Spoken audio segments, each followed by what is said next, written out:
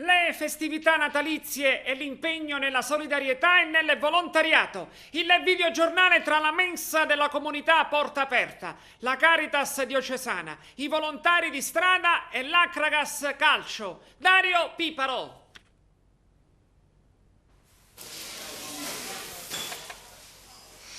Sono tanti gli aspetti che potremmo rievocare quando si parla di solidarietà nel suo senso più ampio. Si potrebbero richiamare citazioni, sermoni, moratorie, si potrebbe rischiare di cadere nel retorico. Manteniamoci quindi sul concreto. Braccia, cibo, buste, presepi, mensa della solidarietà, Caritas, volontari di strada. Il nostro giro in considerazione del prossimo Natale parte proprio dalla mensa di solidarietà di Via Gioeni ad Agrigento.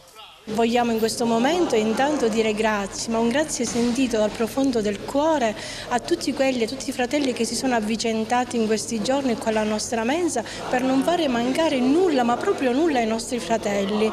Ho detto più volte che la crisi non è conosciuta dalla mensa delle solidarietà, nonostante si riversi in questa situazione così anche poco simpatica e che tutti conosciamo, i nostri fratelli trovano sempre qualcosa da dare a chi è più bisognoso di loro. Quale menù è previsto quindi per questo Natale? Dunque il menù di Natale praticamente è variabile, andiamo dall'antipasto, poi abbiamo delle lasagne al forno o cannellone, ancora diciamo è da stabilire questo. Poi c'è un secondo di carne che è a base di un tris, pollo, agnello e una fettina di vitella, contorno di patate e insalata. E in mattinata, sempre alla mensa della solidarietà, arriva anche l'Acragas Calcio, Silvio Alessi, Pino Rigoli e i giocatori al completo, tutti a lanciare il messaggio simbolico di filantropia. Abbiamo pensato di regalare una parte di quello che sono stati gli stipendi del mese di dicembre, sia della squadra ma anche un contributo della società. Abbiamo comprato dei generi alimentari che stamattina stiamo dando alla mensa della solidarietà. Questo è un grande gesto nobile che la squadra e il suo staff ha voluto fare anche in memoria di mio fratello Giovanni, che è stato risaputo, era un uomo di grande sensibilità anche da questo punto di vista. Naturalmente quest'anno abbiamo devoluto, a parte qualcosa dei ragazzi, dello staff, abbiamo devoluto qualcosa nel senso che non abbiamo fatto doni di Natale che solitamente li facciamo ai dirigenti, allo staff e ai ragazzi. E abbiamo deciso anche in onore di Giovanni Alessi, che quest'anno abbiamo avuto questa grave perdita, di raccimolare il più possibile e cercare magari di dare un piccolo contributo a queste persone che sicuramente ne hanno tanto di bisogno. Anna Marino e Silvia Licata ci accolgono poi nel deposito dei volontari di strada, associazione che assiste moltissime famiglie dell'Agrigentino. Da qui parte il loro appello.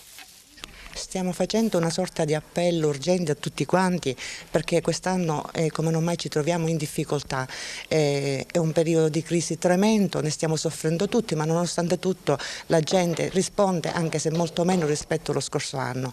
Il problema è che le richieste di aiuto continuano a aumentare, gli alimenti sono pochi, per cui io vi prego a tutti quanti, siamo nel periodo di Natale, di aiutarci, di aiutare ad aiutarci e quindi telefonare al 329 41 55 467 o portarci degli alimenti alla libreria Capalunga, perché noi facciamo punto di riferimento lì, oppure dalla signora Saito.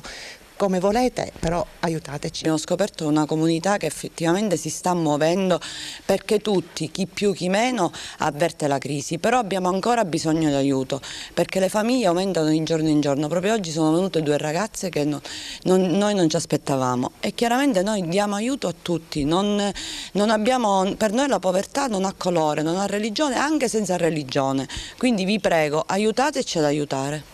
Siamo stati anche alla Caritas diocesana, dove Valerio Landri introduce il segnale che controbilancia il concetto di solidarietà natalizia. Ascoltiamo.